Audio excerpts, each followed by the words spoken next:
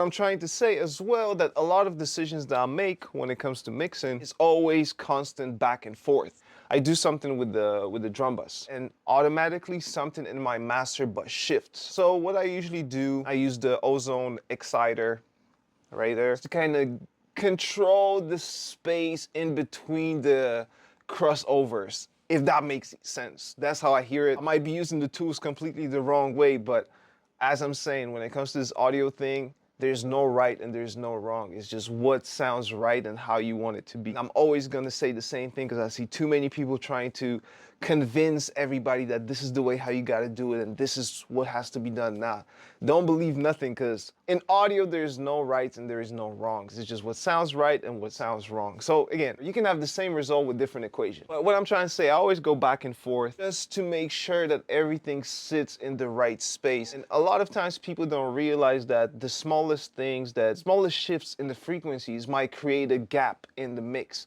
Let's say you move something, like you cut something from here, all of a sudden, yeah, you made space for something else, but then something else is missing. So it's always that coexistence of frequencies that you have to pay attention to.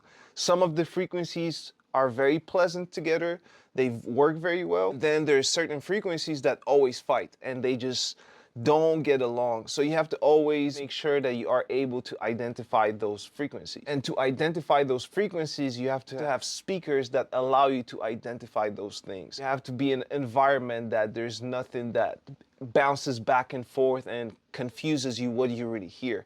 Because you want to make sure that whatever is coming your way, it is exactly what you have in your DAW, your console, or whatever else you have. If all of a sudden you hear something coming at you here, but then it's not proper representation of what you're hearing, then the decisions that you're going to make are most likely going to be wrong, because then if you hear it in the headphones, you hear it in the car, other speakers, club systems, anything, and you was making wrong decisions from the jump because your room wasn't correctly put together, it wasn't correctly treated, then the decisions that you make might be deceitful. And I think the worst thing to do is to lie to yourself when you mix. It's just, one of the things that I wanted to say.